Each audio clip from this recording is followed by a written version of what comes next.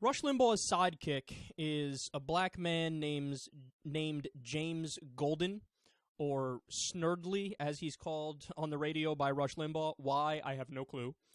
And he did an interview with the Daily Caller, because that's a very high-profile interview, Rush Limbaugh's helper. And in this interview, he shows himself to be possibly more right-wing and more racist than Rush Limbaugh, even though he's a black guy. When I look at blacks in America, this is what I was thinking this morning. That isn't it a shame that for most of the black people, the good old days were the days when things were segregated legally in this country. That the good old days when there were two-parent families were the norm in the black community, and they were, two-parent families were the norm back during segregation days.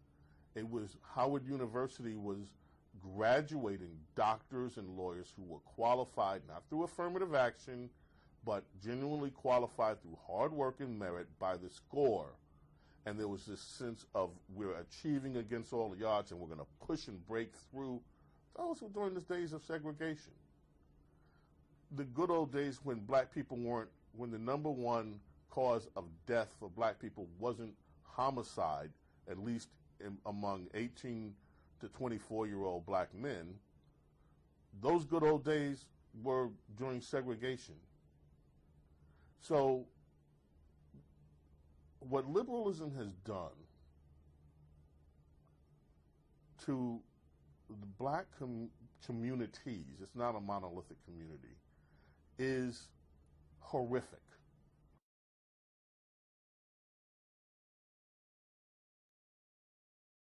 Spent one too many days around Rush. That's unbelievable, man. No, he actually said most black people think segregation days were the good old days. Would you like to make a bet on that one, buddy?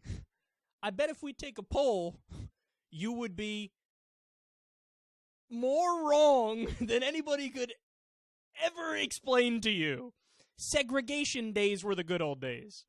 Oh, yeah, those good old days when there were white water fountains and colored water fountains, and white people had very little repercussions, if any, if they beat the shit out of a black person. I mean, did you know that in the old days in the South, both in days of Jim Crow and segregation and obviously before, they would make a public event of lynchings? Like, white people would bring their picnic baskets and, you know, their blankets and lay them down, and they would lynch a few black people. And everybody would watch and cheer and clap like it's a movie. Okay, this is the legacy and the history that we're talking about. This idea that everything was good during segregation. Right, everything was good when black people were officially, by law, less than white people.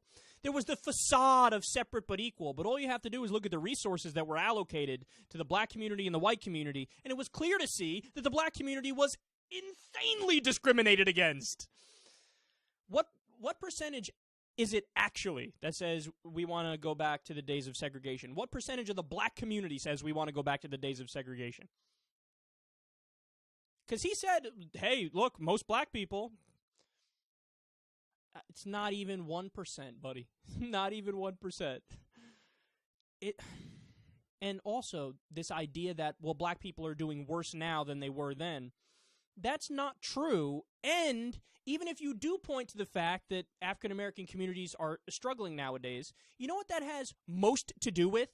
NAFTA and the war on the middle class. There's a great documentary on Fusion about this a few weeks ago where they explained how it's true that in the golden age of economic expansion, even though African-American families were segregated and discriminated against and all that stuff, black families were on the come-up financially and economically. Now, why is that? Because there were so many factory jobs across the United States of America that paid decent wages, had decent benefits, and it allowed these black communities to thrive, and they moved more into, you know, a middle-class setting, and they were doing very well. When NAFTA was passed, and when we did all these free trade agreements, and when we did the war on the middle class, and when we legalized money in politics and allowed insane corruption, what happened?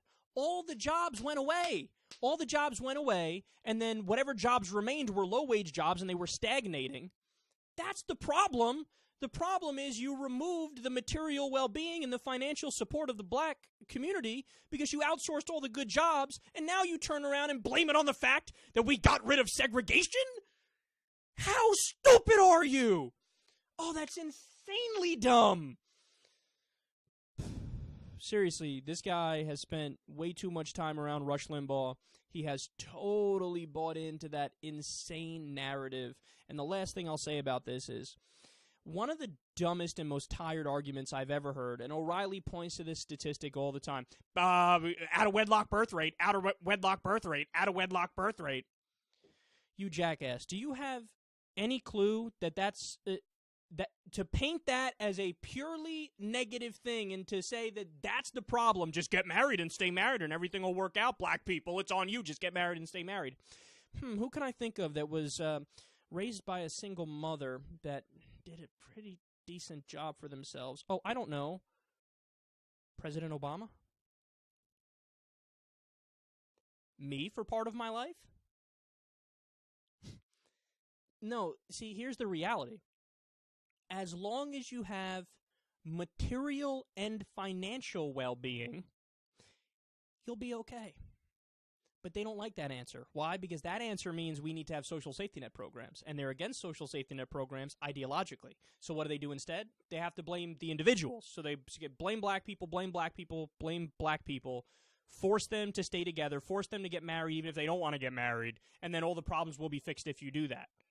Or not. You'll be forcing people who don't want to stay together, and you're not making the situation any better substantively. The way to do that would be to embrace social safety net programs, and you don't.